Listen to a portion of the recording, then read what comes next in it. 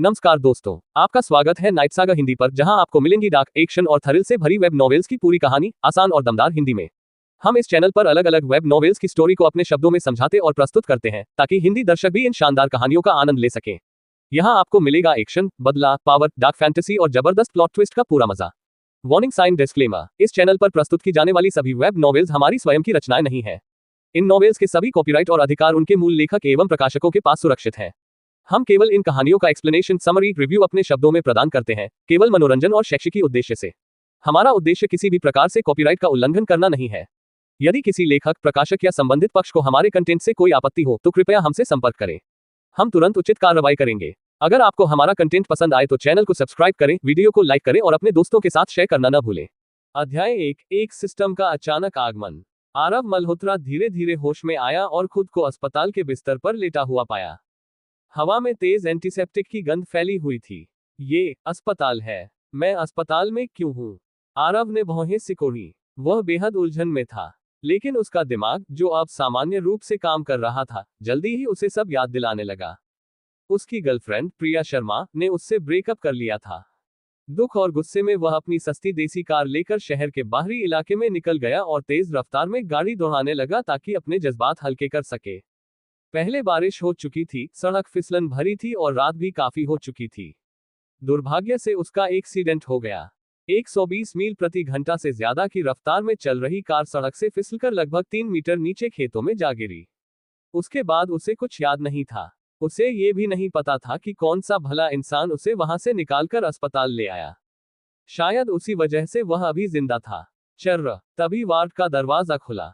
एक सुंदर सी नर्स हाथ में दवाइयों की ट्रे लिए अंदर आई। जैसे ही उसने आरव को जागते हुए और सोच में डूबा बैठा देखा, वह डर के मारे चीख पड़ी। उसके हाथ से ट्रे गिर गई और दवाइयां फर्श पर फैल गईं। उसकी आंखें डर से फैली हुई थीं। कांपती उंगली से वह आरव की ओर इशारा करते हुए बोली, तब तुम कैसे जाग गए? आरव हैरान था। उसने सोचा, क्या ये नज़ नहीं है? किसी मरीज के जागने पर इतना अजीब रिएक्शन क्यों? उसने खुद को ऊपर नीचे देखा और शांत स्वर में कहा, मैं बस जाग गया। क्या कोई समस्या है? नज़ अभी भी ऐसे देख रही थी जैसे उसने भूत देख लिया हो। तुम कैसे जाग सकते हो? यह मुमकिन नहीं है। आरव पूरी तरह उलझ गया था। वह कुछ पूछता, उससे पहले ही नज़ मुड़ी और भागती हुई बाहर चली गई। उसकी घबराई हुई आवाज कॉरिडोर में गूंजने लगी। डॉक्टर राजेश, बड़ी मुसीबत है। वार्ड 438 वाला मरीज होश में आ गया है। 438, ये नंबर भी अशुभ था। इसका उच्चारण 438 कुछ वैसा ही लगता था जैसे फालतू। अभी वह इन सब के बारे में सोच ही रहा था कि अचानक उसके दिमाग में एक आवाज गूंजी, बिल्कुल किसी ऑनलाइन गेम की सिस्टम नोटिफिकेशन जैसी। आवाज एक महिला की थी, थोड़ी भारी और प्रभावशाली। डिंग, बधाई हो, आपको 10 अंक प्राप्त हुए हैं। क्या आप मॉल खोलकर रिडेम्पशन करना चाहेंगे? आरव ने गहरी सांस ली। यह क्या बकवास है? उसे लगा शायद सिर पर लगी चोट की वजह से भ्रम हो रहा है। लेकिन तभी उसकी आंखों के सामने एक चमकता हुआ पैनल उभर आया, जैसे कोई हाईटेक प्रोफाइल स्क्रीन हो। होस्ट आरव मल्होत्रा, आयु 26 वर्ष, अंक 10, वर्तमान पहचान सूर्योदय मैन्युफैक्चरिंग कंपनी का कर्मचारी, वर्तमान स्तर साधारण। क्या साधारण? आरव को यह बिल्कुल मंजूर नहीं था। वह एक इंजीनियर था। अगर इंजीनियर भी साधारण है तो फिर असाधारण कौन है? तभी सिस्टम की आवाज फिर आई। डिंग, होस्ट, आपकी विदेशी भाषा की क्षमता कमजोर है, शरीर भी कमजोर है। नैतिकता, बुद्धि, शारीरिक क्षमता और सौंदर्य किसी में भी आप उत्कृष्ट नहीं है। यदि आप साधारण नहीं तो क्या है? चुप रहो। आरव की सहनशीलता की सीमा टूट रही थी। उसने दांत भींचकर पूछा, तुम आखिर हो क्या? डिंग, मैं the genius system without equal हूँ। मैं 100 अरब प्रकाश वर्ष दूर एक समानांतर ब्रह्मांड से आया हूँ। समानांतर ब्रह्मांड? आरव स्तब्ध रह गया। वह इस अवधारणा को जानता था, लेकिन इसे खुद अनुभव करना यह असंभव सा था। डिंग, वहां भी पृथ्वी है और वहां की तकनीक यहां से 1 लाख वर्ष आगे है। आरव का दिमाग सुन्न पड़ गया। 1 लाख साल आगे की तकनीक? वहां के इंसान शायद विज्ञान की ताकत से मृत्यु को भी मात दे चुके होंगे। डिंग, समय और अंतरिक्ष की अव्यवस्था के कारण मैं इस ब्रह्मांड में आ गया। जब तुम मृत्यु के कगार पर थे, मैं तुम में परजीवी की तरह प्रवेश कर गया। विशेष रूप से तुम्हें जीवन विस्तार का उपहार दिया है। अब आरव को सब समझ में आ गया। डॉक्टरों ने शायद उसे बचने की उम्मीद छोड़ दी थी, इसलिए नज़ इतनी घबरा गई थी। वह सामान्य रूप से बचने वाला नहीं था, लेकिन सिस्टम की वजह से वह जाग गया। उसने शांत होकर पूछा, जीवन बढ़ाने के अलावा तुम मेरे लिए क्या कर सकते हो? डिंग, ये सिस्टम तुम्हें अद्वितीय प्रतिभाशाली जीनियस बना सकता है। जीनियस मतलब हर चीज जानने वाला अजीब इंसान। डिंग, ऐसा ही समझ लो। कीमत क्या है? डिंग, मॉल में विभिन्न क्षमताओं को अंकों से खरीदा जा सकता है। जितनी उपयोगी क्षमता उतने अधिक अंक। पैनल बदल गया। उसमें अलग अलग क्षमताएं थी, विदेशी भाषाएं, गेमिंग स्किल्स, याददाश्त, शारीरिक ताकत, हजारों विकल्प। लेकिन 10 अंकों में कुछ भी उपलब्ध नहीं था। सिस्टम, 10 अंकों में क्या मिल सकता है? डिंग, कुछ भी नहीं। तो मजाक कर रहे हो? डिंग, अंक कमाए जा सकते हैं। चिंता मत करो। कैसे? डिंग, जब भी होस्ट किसी इंसान में आश्चर्य, जिज्ञासा या चौंकने जैसी भावनाएं उत्पन्न करेगा, सिस्टम उन्हें पहचानकर अंकों में बदल देगा। ओह, समझ गया। मतलब जितना वह लोगों को चौंकाएगा, उतने अंक मिलेंगे। अभी के 10 अंक शायद नस की घबराहट से मिले थे। तभी धड़ाम, दरवाजा खुला। सफेद कोट पहने कई डॉक्टर अंदर आ गए। जब उन्होंने आरव को सीधा बैठा देखा, तो सबके चेहरे पर अविश्वास और सदमा छा गया। वे जैसे पत्थर की मूर्ति बनकर खड़े रह गए। उनकी आंखें फटी की फटी रह गईं। आरव मल्होत्रा, जो कुछ देर पहले लगभग मृत घोषित हो चुका था, अब उनके सामने पूरी तरह होश में बैठा था। और इसी के साथ एक असाधारण यात्रा की शुरुआत हो चुकी थी। अध्याय 2, भाड़े के राजा का शरीर। डॉक्टरों की आंखों में हैरानी, उलझन और शक साफ दिखाई दे रहा था। मरीज को सेप्टिक शॉक था, आंतें फट चुकी थीं, अंदरूनी रक्तस्राव था, जिगर और प्लीहा पर गहरी चोट थी। वह सिर्फ आधे दिन में होश में कैसे आ गया? इतना ही नहीं, दोनों फेफड़ों में चोट, दोनों तरफ कई पसलियां टूटी हुई, खोपड़ी में चकनाचूर फ्रैक्चर, दाईं पेट की मांसपेशियां फटी हुई, पाचन तंत्र में रक्तस्राव और पेल्विस फ्रैक्चर। इतनी गंभीर चोटों के बाद यह ऐसे कैसे उठ बैठा? अविश्वसनीय, ये तो मेडिकल चमत्कार है। सफेद कोट पहने डॉक्टरों का समूह आरव मल्होत्रा को ऐसे देख रहा था जैसे वह कोई एलियन हो। उनकी हैरानी शब्दों में बयान नहीं की जा सकती थी। पहले चीखने वाली नाज भी उन्हीं के बीच खड़ी थी। लेकिन आरव भी उतना ही चौंका हुआ था, क्योंकि उसके अंक तेजी से बढ़ रहे थे। 10 से सीधे 100, फिर 500, और फिर 1001 पर जाकर स्थिर हो गए। तभी सिस्टम की आवाज गूंजी, डिंग, बधाई हो, आपको 911 अंक प्राप्त हुए हैं। क्या आप मॉल में प्रवेश करना चाहेंगे? आरव ने खुद को संभाला। उसे अपना कमजोर शरीर याद आया। उसने तुरंत पूछा, सिस्टम, क्या कोई ऐसी क्षमता है जो मेरी शारीरिक ताकत बढ़ा सके? जैसे ही उसने कहा, चमकती स्क्रीन पर एक विकल्प उभरा, constitution of king of mercenaries. कीमत 1000 अंक। इसका विवरण कहाँ है? आरव ने पूछा। सिस्टम बोला, डिंग, किंग ऑफ मर्सनरीज का शरीर होस्ट को भाड़े के राजा जैसी क्षमताएं देगा, जिसमें शारीरिक ताकत, युद्ध अनुभव, प्रतिक्रिया क्षमता, हथियारों का ज्ञान आदि शामिल है। एक बार रिडीम करने पर यह स्थायी रहेगा। क्या आप आगे बढ़ना चाहते हैं? आरव ने ठंडी सांस भरी। यह तो सीधा गेम का चीट कोड था, जैसे किसी गेम के मुख्य किरदार की क्षमताएं एडिट कर दी जाएं। रिडीम, उसने दांत भींचकर कहा। डिंग, बधाई हो, किंग ऑफ मर्सनरीज का शरीर प्राप्त हुआ। 1000 अंक खर्च हुए। कमरे में मौजूद डॉक्टरों को कुछ भी दिखाई या सुनाई नहीं दे रहा था। उन्हें सिर्फ आरव की खुद से बात करने की आवाज सुनाई दे रही थी। वे आपस में देखने लगे। उन्हें लगा शायद आरव का दिमाग क्षतिग्रस्त हो गया है। वह जाग तो गया है, लेकिन अब मानसिक रोगी बन गया है। उधर वे एक और बात समझ चुके थे। पिछली रात जिसने उसकी रिपोर्ट बनाई थी, वह एक नया इंटर्न डॉक्टर था। शायद ये मेडिकल चमत्कार नहीं, बल्कि गलत डायग्नोसिस था। मध्यम आयु के डॉक्टर महेश ने नर्स से पूछा, क्या मरीज के परिवार को सूचना दे दी? नर्स बोली, हम उसके मोबाइल से संपर्क करने वाले थे। तभी एक कॉल आया। एक व्यक्ति ने खुद को उसका दोस्त बताया, नाम है दीपक यादव। हमने उसे स्थिति बताई, वह तुरंत आने को तैयार हो गया है। डॉक्टर महेश ने सिर हिलाया। ठीक है, और मेडिकल खर्च की जानकारी भी देना। जी, और एक बार फिर से फुल बॉडी चेकअप कराओ। मुझे शक है कि पिछली रिपोर्ट गलत थी। दाईं आंख में फटना और रक्तस्राव लिखा है, लेकिन इसके शरीर पर कहीं चोट नहीं दिख रही। क्या कल रात ड्यूटी पर डॉक्टर रोहित सो गए थे? उसी पल अचानक वार्ड का माहौल ठंडा हो गया। डॉक्टरों की रीढ़ में सिहरन दौड़ गई। उनकी नजरें आरव पर टिक गईं। उन्हें ऐसा लगा जैसे बिस्तर पर कोई इंसान नहीं, बल्कि एक खतरनाक खूंखार जानवर बैठा हो, जो किसी भी क्षण उन पर झपट सकता है। खासकर उसकी आंखें, उनमें ऐसी ठंडक और हिंसक इरादा था कि मानो आत्मा तक कांप उठे।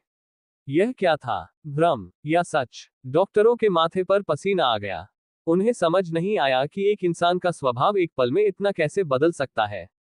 लेकिन आरव के लिए यह अनुभव अद्भुत था। उसे लगा उसके शरीर में अनंत शक्ति भर गई है। 2 साल से जो कमर दर्द एंकाइलोजिंग स्पॉन्डिलाइटिस उसे परेशान कर रहा था, वह गायब हो चुका था। उसकी पीठ हल्की और मजबूत लग रही थी। उसकी दृष्टि भी तीक्ष्ण हो गई थी। वह दीवार पर चुपचाप बैठे मकड़ी को भी साफ देख पा रहा था। तभी बाहर से एक जोरदार आवाज आई, अरे आरव! दरवाजा धड़ाम से खुला। एक गोल मटोल चेहरे वाला युवक अंदर आया। ये था उसका दोस्त दीपक यादव। चेहरा गोल और भरा हुआ, लेकिन शरीर पतला। छोटे बाल, माथे पर लकीरें और थोड़ी खुरदरी त्वचा। उसने कमरे में नजर दौड़ाई और सीधा आरव के पास आ गया। डॉक्टरों को उसने जैसे हवा समझ लिया। आरव को ऊपर नीचे देखते हुए वह चिल्लाया, कौन सा झोला छाप डॉक्टर था जिसने कहा मेरा भाई कोमा में है और सब्जी बन जाएगा? मैं बिना नाश्ता किए भागा आया। ये क्या मजाक है? ये सुनते ही डॉक्टरों के चेहरे लाल हो गए, खासकर डॉक्टर महेश के। आरव ने हल्की खांसी की। उसे शर्म महसूस हुई। दीपक सच में कुछ भी बोल देता था। कुछ देर बाद डॉक्टर बाहर निकल गए। बाहर जाते ही कुछ डॉक्टर भड़क उठे। ये डॉक्टर रोहित क्या साबित करना चाहता है? इतनी बड़ी गलती। इंटर्न है तो काम में लापरवाही करेगा। मैं कहता हूं उसकी पुष्टि रोक दो। गलत डायग्नोसिस हमारे पेशे में सबसे बड़ा अपराध है। अब उन्होंने तय कर लिया था कि चमत्कार नहीं, बल्कि भारी गलती थी। डॉक्टर महेश चुप थे, लेकिन उनका चेहरा बेहद कड़ा था। डॉक्टर रोहित उनके अधीन इंटर्न था। अब तक उन्हें आज के जमाने के धनवंतरी कहा जाता था, लेकिन आज सुबह से उन्हें झोला छाप डॉक्टर कहा जा रहा था। यह अपमान वह यूं ही नहीं छोड़ने वाले थे। अध्याय 3, इस्तीफा। आरव मल्होत्रा को इस बात से कोई फर्क नहीं पड़ता था कि डॉक्टर किस पर दोष डालना चाहते हैं। वह तो पूरी तरह भाड़े के राजा का शरीर वाली नई शक्ति के रोमांच में डूबा हुआ था। अस्पताल के बिस्तर की लोहे की रेलिंग उसने नंगे हाथों से मोड़ दी थी। अब उसे पूरा यकीन हो चुका था कि सिस्टम सच में मौजूद है, ये सिर की चोट का भ्रम नहीं था। कहते हैं, जो बड़ी विपत्ति से बच जाए, उसके पीछे सौभाग्य आता है। पुरखों की बातें झूठ नहीं होती। हाँ। आरव खुद को रोक नहीं पाया और खुलकर हंस पड़ा। उसे ऐसा लग रहा था जैसे वह अचानक सुपरमैन बन गया हो। उसके भीतर उमड़ती ऊर्जा शब्दों में बयान करना मुश्किल था। अरे आरव, क्या हो गया है तुझे? ऐसे पागलों की तरह अकेले हंस क्यों रहा है? दीपक यादव ने उसके सामने हाथ हिलाया। उसे पता ही नहीं चला कि आरव ने बिस्तर की रेलिंग मोड़ दी थी। आरव ने अपने पुराने कॉलेज रूममेट और सबसे करीबी दोस्त की तरफ देखा। उसका मन हुआ कि वह उसे the genius system without equal के बारे में सब बता दे। लेकिन फिर उसने सोचा, बेहतर है ये राज अपने तक ही रखे। इतनी अजीब बात कौन मानेगा? क्या देख रहा है? मैं कोई हीरो नहीं हूं। बता, अस्पताल में क्यों पड़ा था? दीपक ने उसकी छाती पर उंगली से हल्का धक्का दिया। आरव ने आह भरी। दिल टूट गया था। उसने बताया कैसे प्रिया शर्मा ने उससे ब्रेकअप किया और गुस्से में उसने तेज गाड़ी चलाते हुए एक्सीडेंट कर दिया। दीपक ने लंबी सांस ली। भाई, तू तो सच में मौत के मुंह से वापस आया है। तुझे असली बात समझ नहीं आई। आरव ने आंखें घुमाई। दीपक तुरंत बोला, असली बात यह है कि प्रिया का नुकसान हुआ है। तू इतना टैलेंटेड है। तेरे सिर के पीछे जो उभार है ना, चेहरे पढ़ने वाली किताबों में लिखा है कि वो राजा बनने का निशान होता है। एक दिन तू अमीर और ताकतवर बनेगा और वो पछताएगी। आरव हंस पड़ा। दीपक, बेकार की बातें करने में तुझे कोई नहीं हरा सकता। चल हट। फिर गंभीर होकर बोला, अभी कोई तकलीफ तो नहीं? उल्टी जैसा लग रहा है। कुछ नहीं हुआ। गाड़ी गई, मैं बच गया। मैं अभी डिस्चार्ज हो सकता हूँ। शेखी मत बघार। शरीर क्रांति की पूंजी है। अगर पैसे की दिक्कत है तो मैं हूँ। लाखों नहीं, पर 3-4 हजार तो दे ही दूंगा। जरूरत नहीं। इतना कहकर आरव बिस्तर से कूद गया। उसने जमीन पर 3 बार छलांग लगाए और फिर हाथों के बल खड़ा होकर दिखाया कि वह पूरी तरह ठीक है। दीपक की आंखें फैल गईं। ओहो, ये कब सीखा तूने? उसी समय सिस्टम की आवाज आई। डिंग। बधाई हो, आपको 5 अंक मिले। आरव ने अनदेखा किया और सीधा खड़ा हो गया। कुछ देर बाद दीपक कागजी कार्यवाही पूरी करने बाहर चला गया। अस्पताल से निकलकर दोनों ने हल्का नाश्ता किया। फिर वे ट्रैफिक पुलिस के पास गए जहां आरव की कार खड़ी थी। कार पूरी तरह चकनाचूर हो चुकी थी। इंजन भी खराब था। मरम्मत का कोई फायदा नहीं। उसे कबाड़ घोषित करना पड़ा। दीपक बोला, गाड़ी गई तो क्या हुआ? पुराना जाएगा तभी नया आएगा। और गर्लफ्रेंड के साथ भी यही नियम है। दुनिया में तेरे लिए बेहतर गाड़ी और बेहतर लड़की दोनों है। आरव मुस्कुराया। मौत के इतने करीब जाकर लौटने के बाद उसका मन काफी शांत हो चुका था। घर चले या कंपनी? दीपक ने अपनी टोयोटा कोरोला का दरवाजा खोलते हुए पूछा। कंपनी? क्या बात, एक्सीडेंट के बाद भी काम पर? काम पर नहीं, इस्तीफा देने। दीपक भड़क गया। सिर्फ प्रिया की वजह से? ये तो हार मानना हुआ। आरव ने समझाया। नहीं, वह पहले से इस्तीफा देने का सोच चुका था। फैक्ट्री की नौकरी रोज की दोहराव भरी थी। कोई चुनौती नहीं, कोई भविष्य नहीं। अब जब उसके पास the genius system without equal था तो वह खुद को वहीं क्यों बांध कर रखता। कुछ देर बाद वे सूर्योदय मैन्युफैक्चरिंग कंपनी पहुंचे। दीपक ने आखिरी बार समझाया। मर्द बन, एक लड़की के लिए दुखी मत हो। मैं ठीक हूं, आरव ने कहा। दीपक चला गया। आरव ने कर्मचारी कार्ड स्वाइप किया और अंदर चला गया। दोपहर से पहले उसका इस्तीफा स्वीकार हो गया। हाथ में अपने सामान का डिब्बा लिए वह कंपनी के मुख्य रास्ते से बाहर निकल रहा था। 3 साल की यादें उसके दिमाग में फिल्म की तरह चल रही थी। यही उसकी पहली नौकरी थी जहां वह सपनों के साथ आया था। तभी पीछे से एक परिचित आवाज आई। आरव, रुको। उसने मुड़कर देखा, सामने खड़ी थी प्रिया शर्मा। सजी धजी, आकर्षक और आत्मविश्वास से भरी। उसे आश्चर्य नहीं हुआ कि उसे इस्तीफे की खबर मिल गई थी। वो एचआर विभाग में काम करती थी। कुछ कहना है? आरव ने शांत स्वर में पूछा। प्रिया तेज कदमों से उसके पास आए। उसने डिब्बे की ओर तिरस्कार भरी नजर से देखा और बोली, आरव, थोड़ा तो परिपक्व बनो। हमारा रिश्ता खत्म हुआ तो क्या तुम अपनी नौकरी भी छोड़ दोगे? अपना भविष्य बर्बाद करोगे? कम से कम अपने परिवार के बारे में सोचो। अब कमाई कहां से होगी? क्या घर जाकर माता पिता पर निर्भर रहोगे? उसकी आवाज में डांट और तिरस्कार दोनों थे। लेकिन इस बार आरव के दिल में कोई तूफान नहीं उठा। उसकी आंखें शांत थीं और भीतर कहीं एक नया युग शुरू हो चुका था। अध्याय 4, पूर्व और वर्तमान। आरव मल्होत्रा को लगा जैसे कार दुर्घटना के बाद उसका पुनर्जन्म हुआ हो। उसे प्रिया शर्मा से कोई खास शिकायत नहीं थी। उसके भीतर अब गुस्से से ज्यादा एक तरह की सुन्नता थी। वह उसकी पसंद को समझ सकता था। दुनिया हमेशा से व्यवहारिक और कठोर रही है। मैंने निजी कारणों से इस्तीफा दिया है। इसका तुमसे ज्यादा लेना देना नहीं है। आरव मुस्कुराया। अगर और कुछ नहीं है तो अलविदा। 4 साल के रिश्ते पर एक सटीक पूर्ण विराम। न कोई उलझन, न कोई गिड़गिड़ाहट। वह अपनी पुरुष गरिमा को गिराकर किसी से विनती नहीं करेगा। वह मुड़ा और शांति से चल दिया। प्रिया वहीं खड़ी रह गई। उसके दिल में अजीब सी खालीपन की भावना उठी। वह आई तो थी आरव की कमियां गिनाने और खुद को ये साबित करने की उसे छोड़ना सही फैसला था कि वह कमजोर और अयोग्य आदमी उसके लायक नहीं था। लेकिन नतीजा उसकी उम्मीद के मुताबिक नहीं था। आरव ने न उसे रोका, न दुख जताया। ये बात उसे भीतर से चुभ गई। आरव, दिखावा मत करो कि तुम्हें फर्क नहीं पड़ता। मैं जानती हूं तुम मुझसे नफरत करते हो, लेकिन यही हकीकत है। प्रिया ने ऊंची आवाज में कहा। मैं तुम्हारी जिंदगी का रास्ता साफ देख सकती हूं। तुम एक आम नौकरी पेशा आदमी से ज्यादा कुछ नहीं बन पाओगे। शायद 10 या 20 साल बाद सफल हो जाओ, लेकिन मैं अपनी जवानी इंतजार में बर्बाद नहीं कर सकती। मैं शादी के बाद तन किराए के घर में नहीं रहना चाहती। न ही 30 साल तक लोन की गुलामी करना चाहती हूँ। मैं ऐसी जिंदगी नहीं चाहती। आरव ने मुड़कर शांत चेहरे से पूछा। तो मैंने तुम्हें छोड़कर अपने भविष्य की योजना बनाई। उसने आत्मविश्वास से कहा। ठीक किया। आरव के चेहरे पर मुस्कान बनी रही। जिंदगी का सख्त सबक सिखाने के लिए धन्यवाद। प्रिया फिर से चुप रह गई। उसे समझ नहीं आया कि वह इतना शांत कैसे है। क्या वह अभिनय कर रहा है या सच में उसे फर्क नहीं पड़ता? तभी एक चमचमाती लैम्बोर्गिनी कार उसके पास आकर रुकी। खिड़की नीचे हुई। अंदर से एक आकर्षक युवक का चेहरा दिखाई दिया। गोरा रंग, ब्रांडेड कपड़े, अमीर घराने की झलक साफ थी। आरव ने तुरंत पहचान लिया। ये था हुआ हेफेंग, जिसे यहाँ सब यंग मास्टर हुआ कहते थे। सूर्योदय मैन्युफैक्चरिंग कंपनी के चेयरमैन का बेटा। उसकी रंगीन मिजाजी के किस्से कंपनी में मशहूर थे। किकी, यहाँ क्या कर रही हो? वह कार से उतरा। आरव को देखते ही उसकी नजरों में शत्रुता चमक उठी। ये कौन है? प्रिया ने हल्की झिझक के साथ कहा। ये आरव है। ओह, तो ये तुम्हारा एक्स है। हुआ हेफेंग के चेहरे पर समझ का भाव आया। स्पष्ट था कि वह सब जानता था। वह मुस्कुराया। जब मैं वर्तमान हूं तो पूर्व से मिलना तो बनता है। जरूरत नहीं, प्रिया ने कहा। आप जैसे व्यक्ति को उससे हाथ मिलाने की जरूरत नहीं। उसके शब्दों में साफ झुकाव था। वह पूरी तरह हुआ हेफेंग के पक्ष में थी। लेकिन हुआ हेफेंग आगे बढ़ा। पीछे से उसका चेहरा घमंडी मुस्कान से भर गया। उसने हाथ बढ़ाया। हेलो, मैं हुआ हेफेंग। आपसे मिलकर खुशी हुई। आरव ने सपाट स्वर में कहा। माफ कीजिए, हाथ भरे हैं।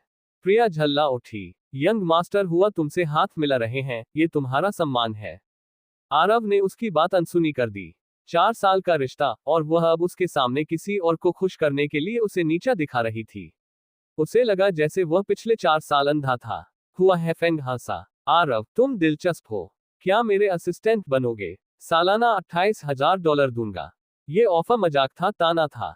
दिलचस्पी नहीं है। आरव मुड़ गया। रुको। हुआ हैफेंग उसके पास आया और कान में फुसफुसाया। कल रात तुम्हारी औरत मेरे साथ थी। तुम्हें 4 साल में जो नहीं मिला, वो मुझे एक रात में मिल गया। आरव का चेहरा भावहीन रहा। समाज के लिए एक और लड़की को महिला बनाने पर बधाई। हुआ हैफेंग सन रह गया। उसे उम्मीद थी कि आरव भड़क उठेगा। तुम्हें गुस्सा नहीं आता? वह अब तुम्हारी है, और तुम किसी और आदमी को अपनी निजी बातें बता रहे हो। समझदार हो। हुआ हैफेंग का चेहरा लाल हो गया। गुस्से में उसने आरव का कॉलर पकड़ लिया। कचरा, क्या बक रहे हो? आरव की आंखें अचानक ठंडी हो गईं। हाथ छोड़ो। बस 2 शब्द, लेकिन हुआ हैफेंग को लगा जैसे बर्फीली खाई में गिर गया हो। उसकी रीढ़ कांप उठी। आरव की आंखों में ऐसी ठंडक और हिंसक आभा थी कि रोंगटे खड़े हो जाएं। फिर भी प्रिया के सामने वह पीछे नहीं हटना चाहता था।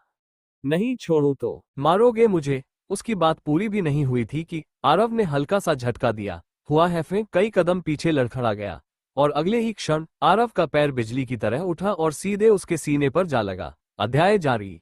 अध्याय 5, छोटी भिखारी लड़की। जैसे ही आरव का दायां पैर पूरी ताकत से रोहन मल्होत्रा की छाती पर पड़ा, वार की शक्ति केंद्र से बाहर की ओर फैल गई। आह! करीब 65 किलो वजन वाला रोहन एक दिल दहला देने वाली चीख के साथ ऐसे पीछे उछला मानो किसी ट्रेन ने टक्कर मार दी हो। वह 4-5 मीटर दूर जाकर जमीन पर जोर से गिरा। उसके दांत अपनी ही जीभ में धंस गए, और मुंह के किनारों से खून तेजी से बहने लगा। उसे ऐसा लगा जैसे उसके अंदरूनी अंग अपनी जगह बदल चुके हों। वह जमीन पर पड़ा दर्द से कराह रहा था। आरव की वह किक किसी पौराणिक जल नाग के प्रहार जैसी थी, एकदम तेज, सीधी और सटीक। प्रिया शर्मा पूरी तरह स्तब्ध रह गई। उसकी आंखें फैल गई थीं। वह आरव को अविश्वास से देख रही थी। उसे यकीन ही नहीं हो रहा था कि रोहन को इतनी दूर उछाल दिया गया। डिंग! बधाई हो, आपको 50 अंक मिले। सिस्टम ने सूचना दी। 50 अंक? मुझे 50 अंक कैसे मिले? आरव ने चारों ओर देखा। मुख्य द्वार पर खड़े 4 सुरक्षा गार्ड भी यह सब देख चुके थे। वे दौड़ते हुए आए। Young master Rohan. चारों गार्ड और संभल चुकी प्रिया ने मिलकर रोहन को उठाया। रोहन गुस्से से कांप रहा था। उसने आरव की ओर उंगली दिखाकर चिल्लाया, इसे मारो, मैं इसे जिंदा नहीं छोड़ूंगा। यह मल्होत्रा ग्रुप के दरवाजे से बाहर नहीं जाएगा। गार्ड आज्ञा टालने की हिम्मत नहीं कर सके। उन्होंने अपनी कमर से लोहे की डंडियां निकाली और आरव पर टूट पड़े। लेकिन आरव क्यों डरता? उसने हाथ में पकड़ा डिब्बा छोड़े बिना तेज किक और मुक्कों की बौछार कर दी। हर वार सीधे छाती पर पड़ा। चारों गार्ड भी रोहन की तरह पीछे जा गिरे। उनकी डंडियां हाथ से छूट गईं। अब रोहन का सारा गुस्सा डर में बदल चुका था। आरव की नजर उस पर पड़ी तो उसके शरीर में सिहरन दौड़ गई। ठंडा पसीना छूट गया। प्रिया भी डरी हुई थी। उसे लग रहा था यह वही आरव नहीं है जिसे वह जानती थी। जब आरव रोहन की ओर बढ़ा तो प्रिया अनजाने में उसके सामने आकर खड़ी हो गई। आरव, तुम क्या करने वाले हो? आरव ने उसे अनदेखा किया। वह रोहन को देखकर हल्की मुस्कान के साथ बोला, रोहन, अगर तुम्हारे पास करने को कुछ नहीं है तो लोगों की कॉलर पकड़ना बंद करो। ये बदतमीजी है। मैंने चेतावनी दी थी। अब लात पड़ी तो नाराज क्यों? उसने प्रिया की ओर देखकर कहा। हर कोई राजकुमारी का वस्त्र पहनना चाहता है, लेकिन कितने समय तक? 3 महीने या 6 महीने? प्रिया कांप उठी। ये शब्द सीधे उसके दिल पर लगे। वह रोहन की प्रेमिका तो बन गई थी, लेकिन उसे कभी सुरक्षा का एहसास नहीं हुआ। उसे हमेशा लगता था कि रोहन उसे कभी भी छोड़ सकता है। यही कारण था कि वह आज आरव से मिलने आई थी। वह उसे अपने बैकअप के रूप में रखना चाहती थी। खैर, ये सिर्फ मेरी सलाह है, आरव ने कहा, मानो या न मानो। इतना कहकर वह बिना पीछे देखे चला गया। प्रिया वहीं खड़ी रह गई, जैसे उसकी आत्मा निकल गई हो। 4 साल की यादें उसके मन में उमड़ने लगी। उसे आरव का बनाया एक फ्राइड राइस याद आया, बीमारी में उसकी देखभाल, उसका गर्म सीना। उसे मानना पड़ा 4 साल का रिश्ता उसकी जिंदगी का सबसे खूबसूरत समय था। आंखों में आंसू भर आए। उसे लगा जैसे उसने कुछ बहुत कीमती खो दिया हो। तारांकन तारांकन तारांकन तारांकन तारांकन तारांकन। भीड़ भाड़ वाली सड़क पर चलते हुए आरव ने खुद को पहले से हल्का महसूस किया।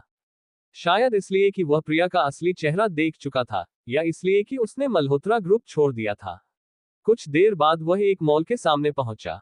उसकी नजर चौक के एक कोने पर पड़ी। वहां 7-8 साल की एक फटेहाल छोटी लड़की भीख मांग रही थी। उसके बाल उलझे हुए और गंदे थे। उसकी टांगें असामान्य रूप से मुड़ी हुई थी, मांसपेशियां सूख चुकी थी। वह चल नहीं सकती थी। वह अपने नन्हे हाथों के सहारे जमीन पर रेंगती हुई आगे बढ़ती और एक टूटा हुआ कटोरा घसीटती जाती। थोड़ी देर में वह आरव के पास आए और कटोरा हिलाया। सिक्कों की खनखनाहट सुनाई दी। आरव ने नीचे देखा। लड़की भले ही गंदी थी और बदबू आ रही थी, लेकिन उसकी आंखें साफ और चमकदार थीं, आसमान के सितारों जैसी। भैया कुछ दान दे दीजिए, उसने विनती की। आरव का दिल पिघल गया। उसने जेब से 2 रुपये निकालकर कटोरे में डाल दिए। धन्यवाद भैया, भगवान आपका भला करे, लड़की ने हाथ जोड़कर कहा। आरव ने उसकी बुद्धिमानी देखी। उसने 2 10 रुपये के नोट और निकालकर उसकी जेब में रख दिए। घर जाओ और कुछ अच्छा खा लेना। घर। लड़की का शरीर हल्का कांप गया। उसकी चमकती आंखें बुझ गईं। अब मेरा कोई घर नहीं है। उसकी आंखें लाल हो गईं। आरव चौंक गया। सबका घर होता है, माँ बाप होते हैं। तुम्हारा क्यों नहीं? लड़की ने सिर हिलाया और विषय बदल दिया। आप अच्छे इंसान हो, धन्यवाद। वह धीरे धीरे रेंगती हुई आगे बढ़ गई। आरव को लगा ये लड़की साधारण नहीं है। उसके पीछे कोई कहानी है। वह चुपचाप उसका पीछा करने लगा। वह एक सुनसान गली में पहुंची, जहां एक क्रूर चेहरे वाला युवक खड़ा था। लड़की को देखते ही उसने जेब में रखा चाकू वापस रखा और कटोरे की ओर देखा। बस इतने पैसे, कामचोर, आज खाना नहीं मिलेगा। उसने लड़की को लात मारकर गिरा दिया। भीख मांगना बंद करेगी, आज सबक सिखाता हूँ। उसने लड़की के बाल पकड़कर उसे हवा में उठा लिया। दर्द हो रहा है, छोड़ दो। वह रो पड़ी। रोती क्यों है? चुप रह। उसने उसे जोरदार थप्पड़ मारा। फिर एक और। लड़की दर्द सहते हुए दांत भींचकर रोने की कोशिश रोक रही थी। आंसू बह रहे थे। उसका चेहरा सूज गया था। अध्याय 6। एक अच्छा इंसान। उसे छोड़ दो। खाली गली में एक ठंडी और कठोर आवाज गूंज उठी। भयानक चेहरे वाला आदमी मुड़ा। सामने वही युवक खड़ा था, आरव। उसके चेहरे पर सामान्य भाव थे, पर उसके व्यक्तित्व से एक गरिमा झलक रही थी। वह आदमी गुर्राया। मैं अपनी बेटी को सबक सिखा रहा हूँ। तुम बीच में मत पड़ो। दफा हो जाओ। मैं कह रहा हूँ, उसे छोड़ दो। आरव की आवाज और भी सख्त हो गई। उसके शरीर से अचानक एक दबदबा फैल गया। बदमाश को ऐसा लगा जैसे हड्डियों तक ठंड उतर गई हो। वह जहरीले सांप की निगाह में फंसे मेढक जैसा महसूस करने लगा। अनजाने में एक कदम पीछे हट गया। तभी आरव बिजली की तरह उसकी ओर लपका। पलक झपकते ही वह 7-8 मीटर दूर जा गिरा। उसे कुछ समझ ही नहीं आया। बस एक मुट्ठी उसके चेहरे पर पड़ी और अगले ही क्षण उसके मुंह से खून के साथ एक दांत बाहर निकल आया। छोटी लड़की गिरने ही वाली थी कि आरव ने उसे संभाल लिया। पहले तो वह उसे खाली नजरों से देखती रही, फिर पहचानकर फूट फूट कर रो पड़ी। आरव ने जमीन पर पड़े गुंडे की ओर इशारा करते हुए पूछा, क्या ये तुम्हारा पिता है? लड़की ने सिर हिलाया। नहीं, ये बुरा आदमी है। इसने मेरी टांगें तोड़ दी और मुझे भीख मांगने पर मजबूर किया। प्लीज पुलिस को बुलाए, मुझे घर जाना है, मुझे मम्मी पापा के पास जाना है। वह बुरी तरह सिसक रही थी। आरव समझ गया, ये बच्ची मानव तस्करों के गिरोह का शिकार थी। उसकी टांगें जानबूझकर तोड़ी गई थीं, ताकि उसे भीख मांगने के लिए इस्तेमाल किया जा सके। वह उनके लिए सिर्फ कमाई का जरिया थी। तभी वह आदमी उठ खड़ा हुआ। उसने जेब से चाकू निकाला और गुर्राया, लड़के, उससे मुझे सौंप दे, नहीं तो इस चाकू से खत्म कर दूंगा। आरव शांत स्वर में बोला, मैं जानना चाहता हूं, तुम मुझे कैसे मारोगे? उसने जमीन पर पैर पटका। धड़ाम। सीमेंट की सतह में दरारें फैल गईं, जैसे मकड़ी का जाला। आदमी ने घूंट भरा। उसके सामने खड़ा यह इंसान कोई साधारण व्यक्ति नहीं था। तू देख लेना। धमकी देकर वह भागने लगा, लेकिन आरव ने झटके से उसे पकड़कर एक और घूंसा जड़ दिया। उसके मुंह से 2 और खून से लथपथ दांत बाहर निकल आए। डिंग। बधाई हो, आपको 10 अंक मिले। आरव ने ध्यान नहीं दिया। उसने कांपती हुई लड़की को दिलासा दिया, डरो मत, अब सब ठीक है। लड़की ने आंसू पोंछे और सिर हिलाया। आधे घंटे बाद आरव उस बच्ची को लेकर पुलिस थाने पहुंचा। यहाँ रहो, पुलिस तुम्हें तुम्हारे माता पिता के पास भेज देगी। भैया, धन्यवाद। आरव मुस्कुराया और बाहर निकलने लगा। एक पुलिस अधिकारी उसके साथ था। मिस्टर आरव, निश्चिंत रहें। हम बच्ची को उसके असली माता पिता तक पहुंचाएंगे। धन्यवाद, ये हमारा कर्तव्य है। अधिकारी ने उसका हाथ मिलाते हुए कहा। आज समाज को आप जैसे लोगों की जरूरत है, तब अपराध कम होंगे। आरव बस सिर हिलाकर बाहर चला गया। उसी समय एक महिला पुलिस अधिकारी अंदर आ रही थी। जल्दी में थी, लगभग टकरा ही जाती, लेकिन आरव ने समय रहते खुद को संभाल लिया। उनके कंधे हल्के से छू गए।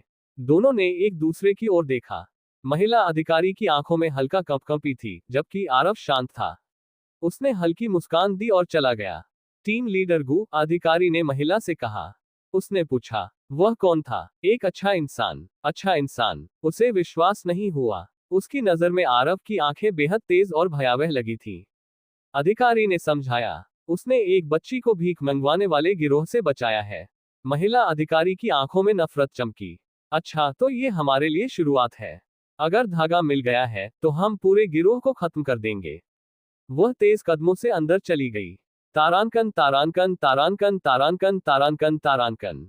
अपने किराए के कमरे में लौटकर आरव ने सिस्टम मॉल खोला। उसके पास कुल 200 अंक थे। उसने विदेशी भाषाओं की क्षमता खरीद ली और अंक शून्य हो गए। ये क्षमता सिर्फ अंग्रेजी नहीं, बल्कि रूसी, फ्रेंच, जर्मन जैसी दर्जन भर भाषाएं शामिल करती थी। आरव ने कई विदेशी फिल्में चलाईं। वह न सिर्फ सब समझ पा रहा था, बल्कि उनके संवाद भी धारा प्रवाह दोहरा सकता था। ये नौकरी ढूंढने में काम आएगा, वह संतुष्ट हुआ। तभी फोन बजा। उसकी बहन आराध्या का कॉल था, जो नर्स थी। भैया, सुना तुम और प्रिया का ब्रेकअप हो गया। आरव ने मन ही मन दीपक यादव को कोसा, ये लड़का राज नहीं रख सकता। उसने संक्षेप में कहा। आराध्या बोली, अच्छा हुआ, मुझे वह कभी पसंद नहीं थी। महंगा बैग, ब्रांडेड कपड़े, तीखा चेहरा, शादी करते तो मुसीबत होती। आरव चुप रहा। अरे, मैं तुम्हारी बहन हूँ, तुम्हारी खुशी चाहती हूँ। हमारे अस्पताल में कुछ सुंदर नर्सें आई हैं, चाहो तो मिलवा दूं। आरव ने चाय थूकते थूकते बचाई। तुम अपनी जिंदगी देखो और मुझे शांति से रहने दो। आराध्या हंसी। नहीं भैया, तुम्हारी शादी मेरी जिम्मेदारी है। छुट्टी में एक लड़की लेकर आऊंगी। कॉल कट गया। आरव ने फोन एक तरफ रख दिया। ये लड़की भी ना। अब सेंकता पत्नी नूडल्स बनाती। आ गए। ठेले वाले ने मुस्कुराकर पूछा, हमेशा वाला? हाँ, वही। आरव बैठ गया। तभी दीपक यादव का फोन आया। तू हर वक्त फोन क्यों करता है? कॉल फ्री है क्या? आरव झुंझलाया। दीपक बोला, अरे भाई, इतना गुस्सा क्यों? चल, वीचैट पर बात करते हैं। मेरा डेटा खत्म हो जाएगा। बकवास, तेरे पास 4 गीगाबाइट है। इसी बीच संक्सेन नूडल्स आ गए। आरव ने कहा, मैं खा रहा हूं, बाद में बात कर। दीपक बोला, मुझे बुलाया क्यों नहीं? हम भाई नहीं हैं। तू 40 किलोमीटर दूर है। पेट्रोल में ही तेरा नुकसान हो जाता। दीपक हंसा। दोस्ती पेट्रोल से बड़ी है। कुछ देर बाद उसने गंभीर होकर पूछा, सच में आज इस्तीफा दे दिया? हाँ। मेरी बहन आराध्या को मत बताना, आरव ने चेताया। तू मुझ पर भरोसा नहीं करता। आरव ने अर्थपूर्ण स्वर में कहा, सच में। दीपक ने बात बदली। हमारे बैंक में भर्ती चल रही है। आज जा, साथ में धमाल मचाएंगे। मुझे बैंक में काम नहीं करना। अरे, छोटा बैंक सही, लेकिन सरकारी नियमों के अनुसार बना है। मैं खुद देख लूंगा, दीपक ने अंत में कहा। जरूरत पड़ी तो जान लगा दूंगा। आरव का दिल पिघल गया। धन्यवाद दोस्त। फोन कट गया। खाते खाते उसकी नजर पास की मेज पर बैठे एक व्यक्ति पर पड़ी। सूट बूट में एक रौबदार मध्यवयस्क व्यक्ति, साथ में 2 बॉडीगार्ड, रात में भी चश्मा लगाए हुए। स्पष्ट था कोई ऊंचे दर्जे का आदमी। आरव को लगा वह चेहरा कहीं देखा हुआ है। तभी सड़क पर हड़कंप मच गया। दर्जनों गुंडे ठेले को घेर चुके थे, हाथों में तलवारें और लोहे की पाइपें। उनका सरदार एक गंजा, भारी शरीर वाला आदमी, बिना भौहों के, बदन पर शेर चीतों के टैटू।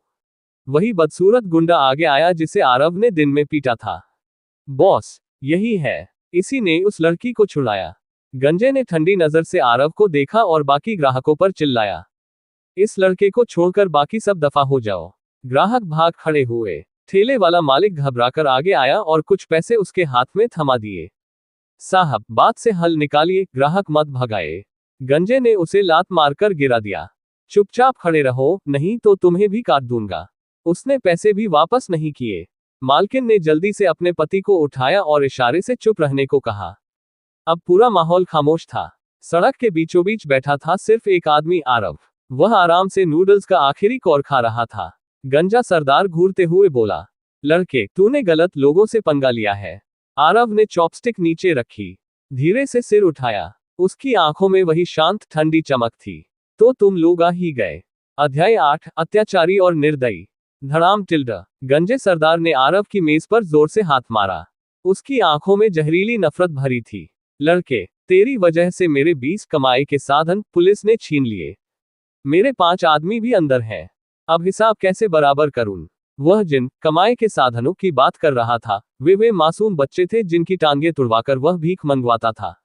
एक छोटी लड़की के बच निकलने से इंस्पेक्टर गुंजन वर्मा, जिन्हें लोग न्याय की देवी कहते थे, ने उनके अड्डे पर छापा मार दिया था। और इस सब का दोष वह आरव पर डाल रहा था। आरव ने शांत नजर से उसकी ओर देखा। जो बात करनी है, इस कटोरे के नूडल्स खत्म करने के बाद करना। और थोड़ा दूर खड़े हो जाओ। तुम्हारा चेहरा देखकर भूख मर जाती है। वह फिर आराम से खाने लगा। पूरा माहौल सन हो गया। दर्जनों गुंडे स्तब्ध रह गए। क्या ये लड़का पागल है? दूर बैठा सूट बूट वाला मध्यवयस्क व्यक्ति भी चकित था। उसने हल्की मुस्कान के साथ कहा, या तो इस लड़के में असली दम है, या फिर इसके दिमाग में दिक्कत है। उसने अपने बॉडीगार्ड से कहा, स्थिति बिगड़े तो उसकी मदद करना। इधर गंजा भड़क उठा। हरामखोर। उसने मेज पलट दी। कटोरा टूट गया, नूडल्स जमीन पर बिखर गए। वह उन्हें जूतों से रौंदते हुए गरजा, खा, घुटनों के बल बैठकर ये गंदगी चाट, वरना जीभ काट दूंगा। उसने आरव के कंधे को धक्का दिया। आरव ने जमीन पर गिरे नूडल्स को देखा। उसका चेहरा धीरे धीरे बर्फ जैसा ठंडा हो गया। चॉपस्टिक फेंककर वह खड़ा हुआ। उसकी आंखें अब बाघ जैसी थीं। हवा में ठंडक फैल गई। गंजा कुछ कह पाता उससे पहले बिजली की तरह आरव का हाथ उसके गले पर था। 5 उंगलियां सांप की तरह लिपटी, और वह पूरा 75 किलो का आदमी एक हाथ से हवा में लटका दिया गया। गंजे का दम घुटने लगा। वह छटपटाया, पर वह पकड़ लोहे की चिमटी जैसी थी। आरव की भौहें सिकुड़ी। मैंने कहा था पहले खाना खत्म करने दो। सुनना नहीं आता। सबके होश उड़ गए। दूर बैठा मध्यवयस्क व्यक्ति अवाक था। उसके बॉडीगार्ड भी हैरान, वे भी ऐसा नहीं कर सकते थे। एक गुंडा चिल्लाया, बॉस को बचाओ, पर खुद पीछे हट गया।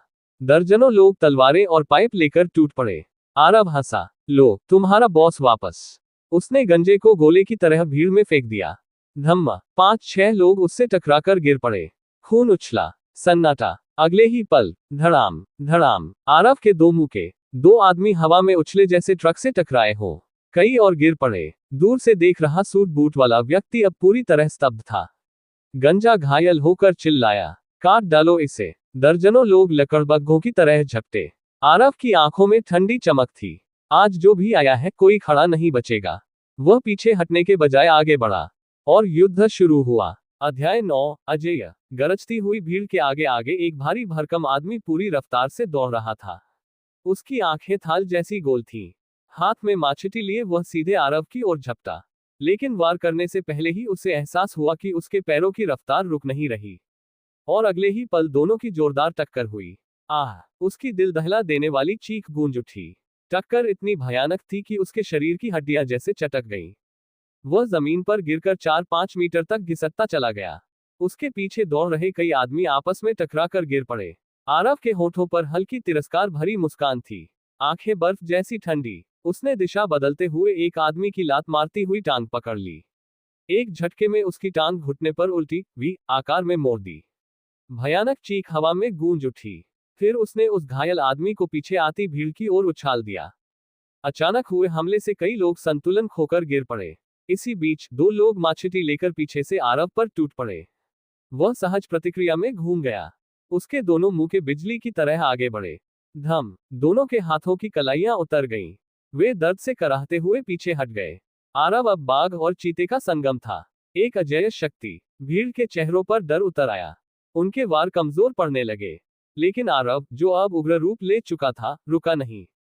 उसके हर वार में जानलेवा इरादा था। हर चाल पिछली से ज्यादा क्रूर। जैसे तूफान और आंधी एक साथ बरस रहे हो। चारों ओर खून की छींटें, चीखें, कराहें। गंजे सरदार की आंखों में अब गुस्सा नहीं, सिर्फ भय था। उसका शरीर कांप रहा था।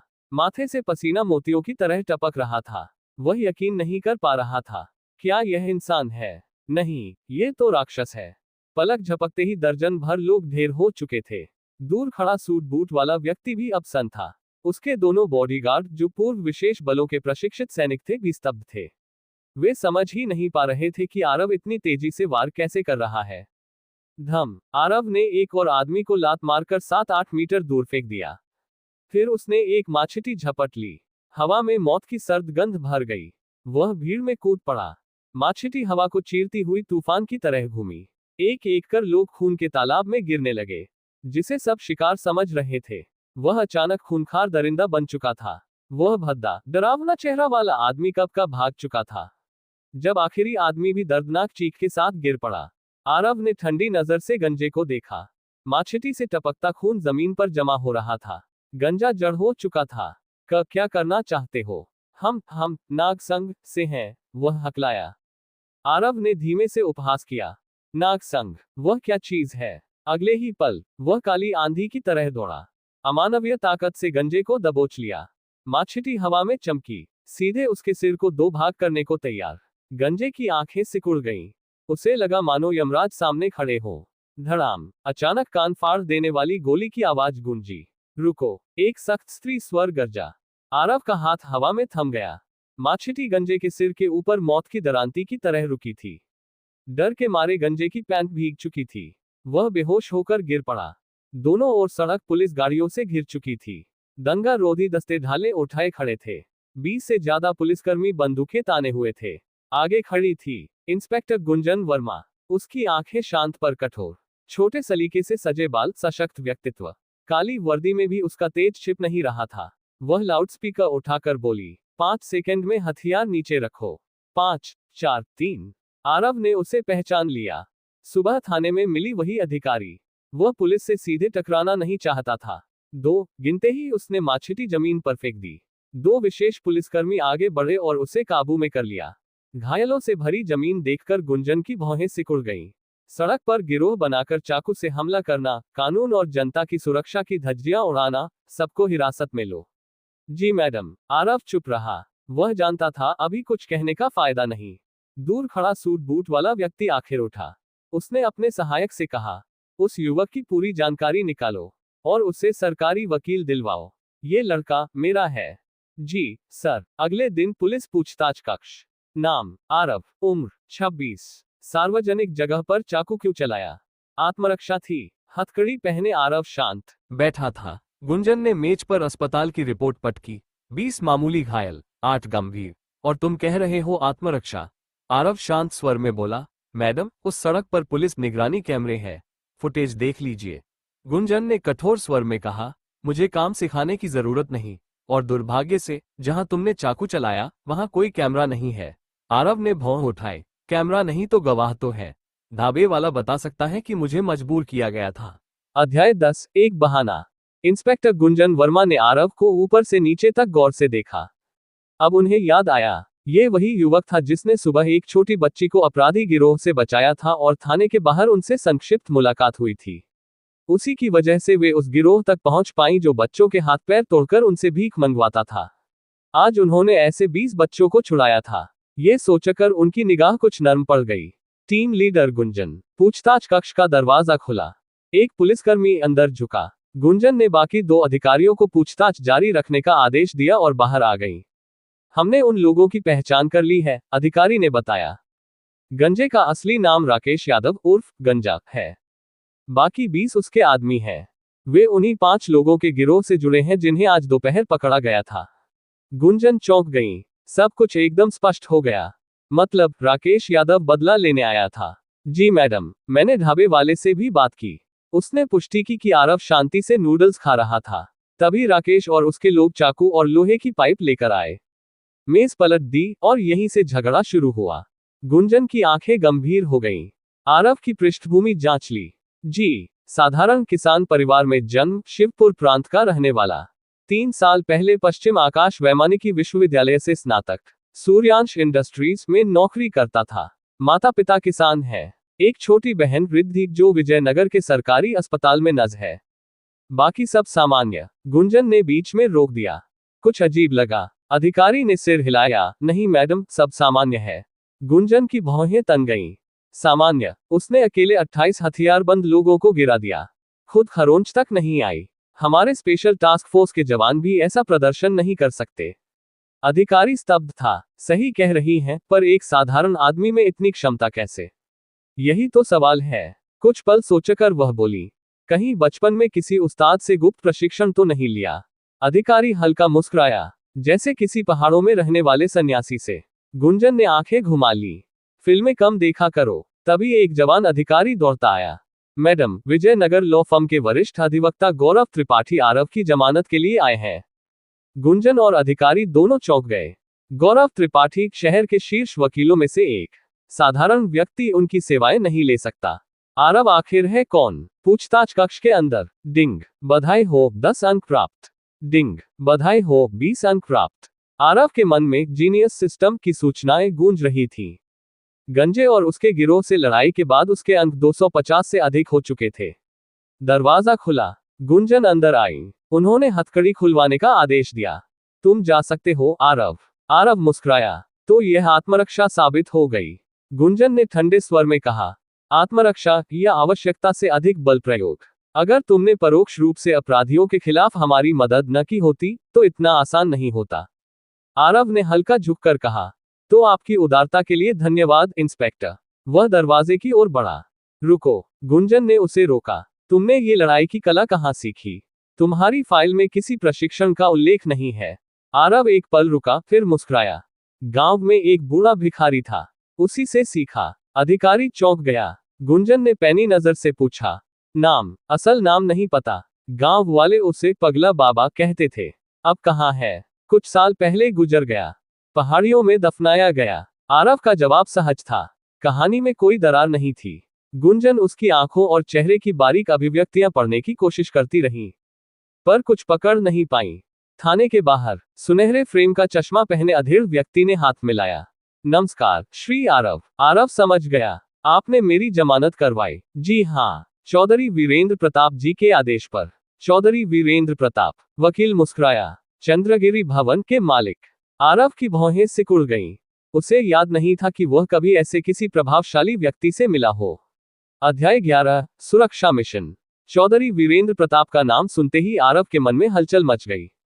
वह विजयनगर के सबसे प्रभावशाली उद्योगपतियों में से एक थे। उन्होंने शून्य से शुरुआत की थी। 20 वर्षों की अथक मेहनत के बाद उन्होंने चंद्रगिरी ग्रुप की स्थापना की। आज विजयनगर के आधे से अधिक रेस्तरां उनके थे और देश भर के सैकड़ों शहरों, दिल्ली, मुंबई, जयपुर, लखनऊ, इंदौर में उनकी शाखाएं फैली थीं। उन्होंने सचमुच खानपान का एक विशाल साम्राज्य खड़ा कर दिया था। आरव उलझन में था। उसका और ऐसे व्यक्ति का क्या संबंध हो सकता है? श्री आरव, चौधरी साहब आपका इंतजार कर रहे हैं, अधिवक्ता गौरव त्रिपाठी मुस्कुराए। आरव ने उनकी इशारे की दिशा में देखा। सड़क किनारे एक काली रोल्स रॉयस खड़ी थी। जमानत करवाने के बाद मिलना तो बनता था। वैसे भी वह जानना चाहता था कि चौधरी वीरेंद्र प्रताप उसकी मदद क्यों कर रहे हैं। वह गाड़ी के पास पहुंचा और पीछे की सीट की ओर देखा। उसकी आंखें फैल गईं। आप? वही मध्यम आयु का व्यक्ति जिसके साथ वह पिछली रात विजयनगर के पुराने बाजार इलाके में एक सड़क किनारे ढाबे पर बैठा था। अंधेरे और दूरी के कारण वह पहचान नहीं पाया था। उसे कभी लगा ही नहीं कि इतना बड़ा उद्योगपति सड़क किनारे खाना खा सकता है। सजीले सूट में शांत भाव से बैठे चौधरी वीरेंद्र प्रताप ने मुस्कुराकर कहा, आओ नौजवान, बैठो, बात करते हैं। उनकी मुस्कान गर्मजोशी भरी थी, पर व्यक्तित्व में गरिमा और अधिकार झलक रहा था। आरव समझ गया यह अवसर साधारण नहीं। वह गाड़ी में बैठ गया। थाना विजयनगर सिविल लाइंस। दूसरी मंजिल से एक अधिकारी ने जाते हुए वाहन को देखा। मैडम, वह कार तो चौधरी वीरेंद्र प्रताप की लगती है। इंस्पेक्टर गुंजन वर्मा भी स्तब्ध थी। एक ओर शहर का शीर्ष उद्योगपति, दूसरी ओर साधारण युवक। इन दोनों का क्या संबंध? अब उनकी जिज्ञासा और बढ़ चुकी थी। 10 मिनट बाद रोल्स रॉयस विजयनगर के सिटी सेंटर मॉल के पास स्थित एक प्रीमियम कैफे के सामने रुकी। अंदर प्रवेश करते ही कर्मचारी और प्रबंधक 2 कतारों में खड़े होकर बोले, नमस्ते सर। स्पष्ट था ये कैफे भी चंद्रगिरी ग्रुप का ही हिस्सा था। दूसरी मंजिल के एक शांत कोने में वे बैठ गए। चारों ओर बड़े सजावटी पौधे, सन्नाटा और शांति। दोनों अंगरक्षक अर्जुन सिंह और विक्रम चौहान सतर्क खड़े रहे।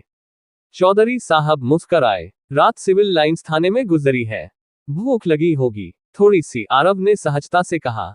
इशारे पर वेटर ने तरह तरह के व्यंजन परोस दिए।